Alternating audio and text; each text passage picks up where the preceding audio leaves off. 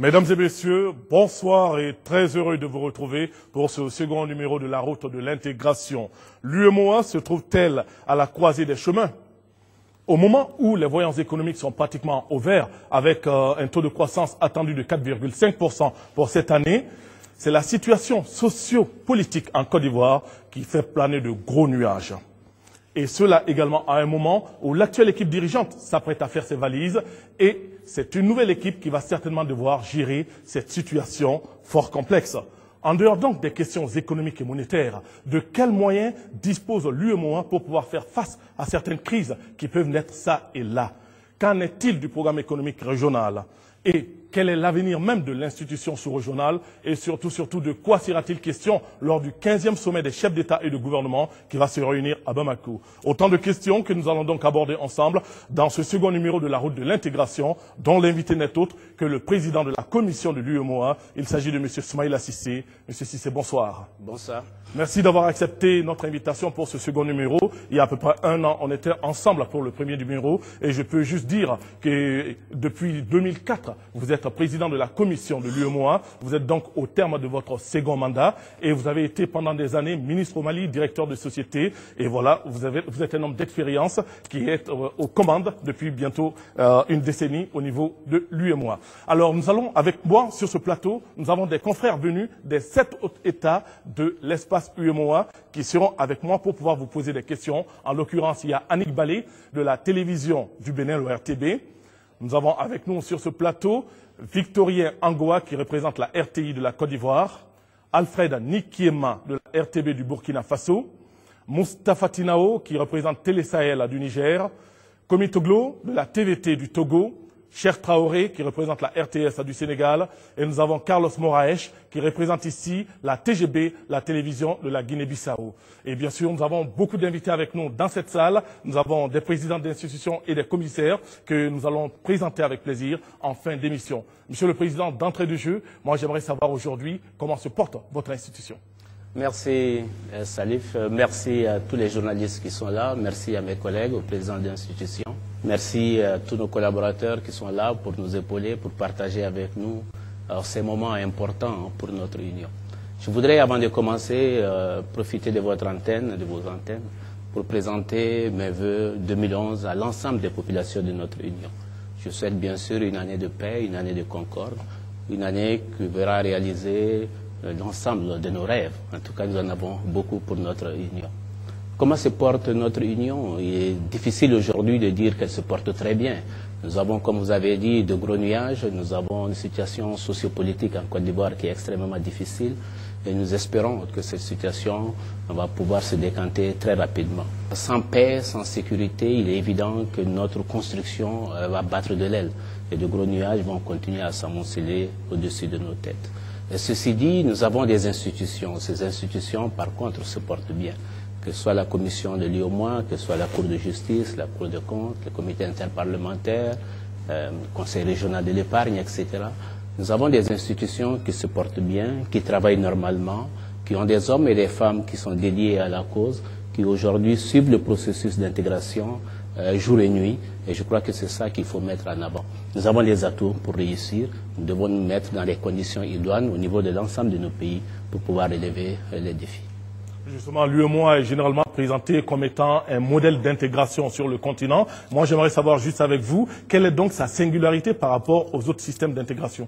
Vous savez, la route de l'intégration, comme vous dites, elle est longue, elle est parfois difficile, parfois elle est crevasse, il y a des mots, il faut pouvoir passer chaque fois que c'est possible.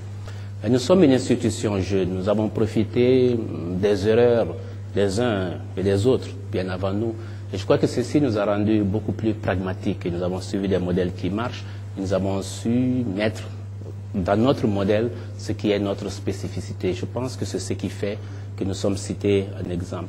Nous sommes cités en exemple aussi surtout parce que nous avons des réussites que nous pouvons afficher. Nous avons fait 10 ans de construction intellectuelle, 10 ans où nous avons mis en place les institutions qui aujourd'hui se portent à merveille, comme je l'ai dit tout à l'heure. Et nous avons entamé depuis 2004 une phase beaucoup plus pragmatique, nous adresser aux populations, regarder quels sont les défis auxquels elles sont exposées, quels sont leurs besoins, et c'est ce qui fait peut-être notre singularité. La singularité se manifeste aussi à travers peut-être les voies et moyens que nous avons choisis pour bâtir cette intégration, pour nous adresser aux populations. Je pense au programme économique régional dont vous avez parlé tout à l'heure. Je pense au choix que nous avons fait de passer par des agences d'exécution pour faire au lieu de vouloir tout faire. Je crois que ceci aussi est très important. Nous avons développé une politique de communication, d'adresse aux populations, d'écoute, de dialogue. Je crois que tout ceci fait que l'UEMOA peut être distingué par rapport aux autres.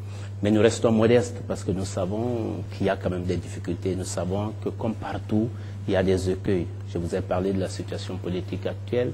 Nous avons eu à traverser des crises alimentaires, énergétiques, des crises financières, toutes choses qui font que nous restons modestes et nous savons qu'il faut continuer à se battre parce que l'intégration, c'est simplement un processus et ce processus peut être long.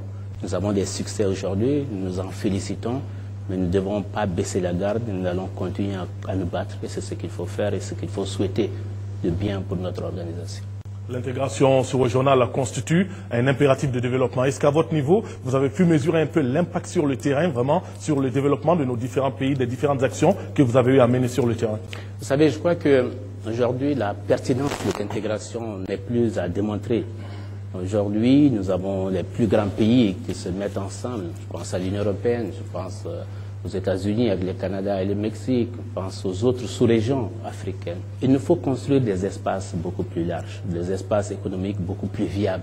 Il faut construire des marchés qui sont porteurs et des marchés qui sont solvables. Ceci fait que nous devons nous mettre ensemble.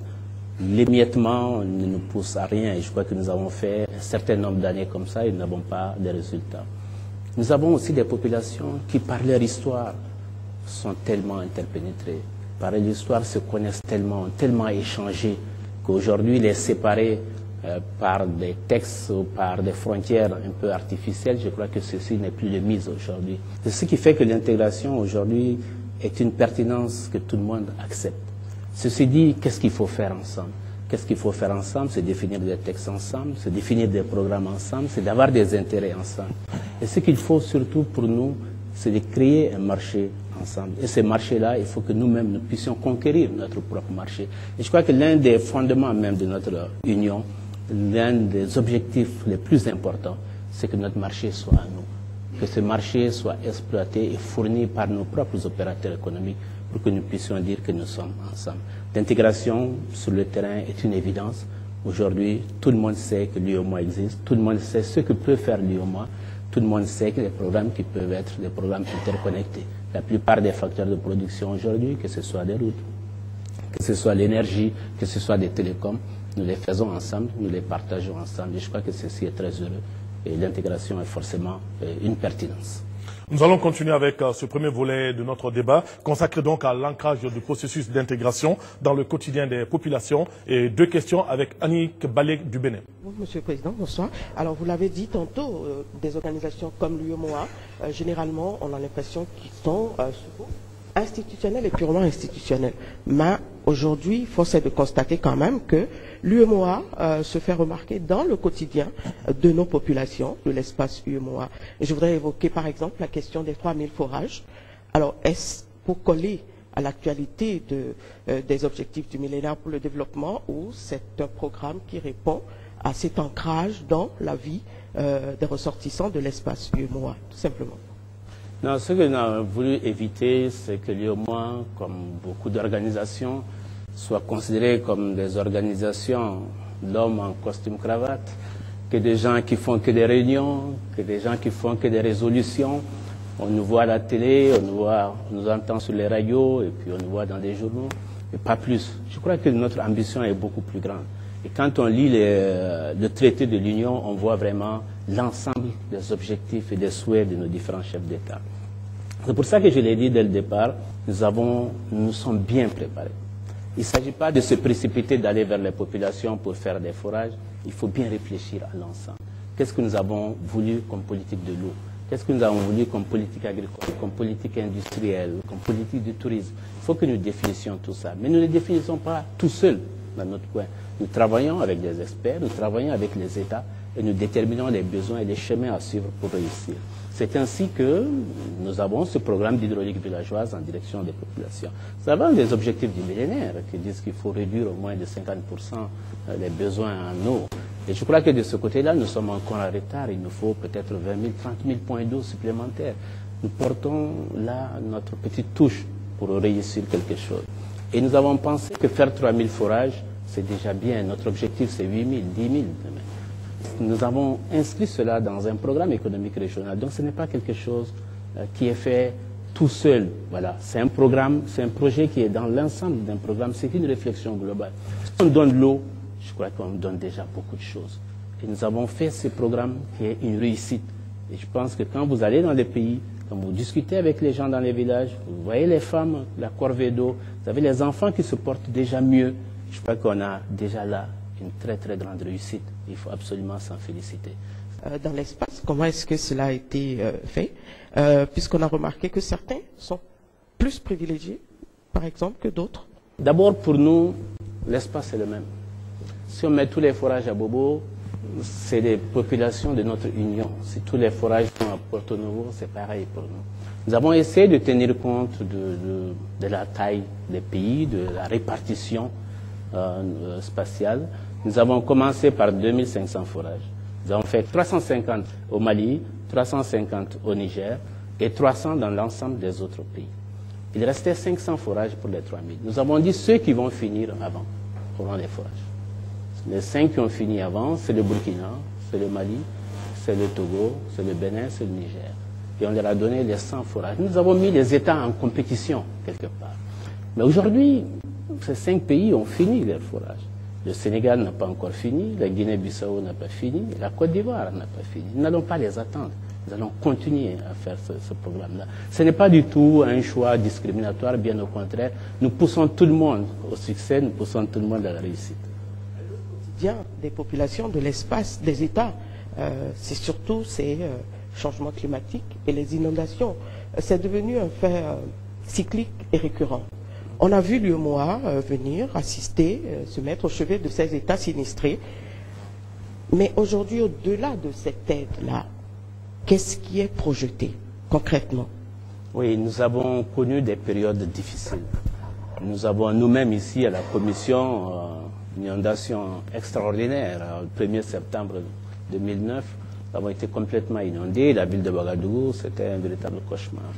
Le changement climatique aujourd'hui, je crois que c'est une réalité et nous devons nous y préparer. Un suivi de cycles de sécheresse, d'inondations, de crise alimentaire, énormément de choses. Nous sommes là. Qu'est-ce que nous pouvons faire? Nous avons réfléchi, nous avons dit que nous sommes les premiers sur le terrain. Quand il se passe quelque chose à Ouagadougou, il n'est pas bon d'attendre qu'une mission vienne de Paris, de Washington, de New York, etc. pour venir évaluer. Entre-temps, les populations sont dans la misère.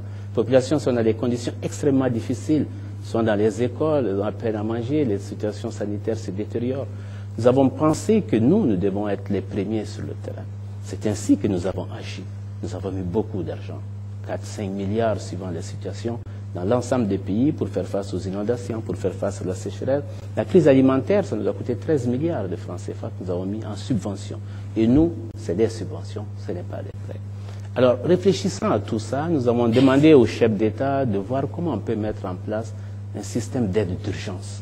Il faut que nous puissions constituer un fonds sur place dans nos pays, qui soit géré peut-être par nous. Quand il y a eu les inondations au Niger, nous étions les premiers au Niger. Quand il y a eu les inondations au Burkina, nous étions les premiers. Et je crois qu'il faut pouvoir soulager et faire face aux premières urgences.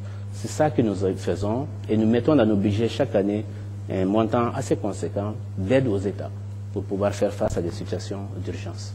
Nous allons passer au second volet pendant une dizaine de minutes avec Victorien Angoa de la RTI. Il s'agit du programme économique régional. Monsieur Angoa. Bonsoir, Monsieur le Président.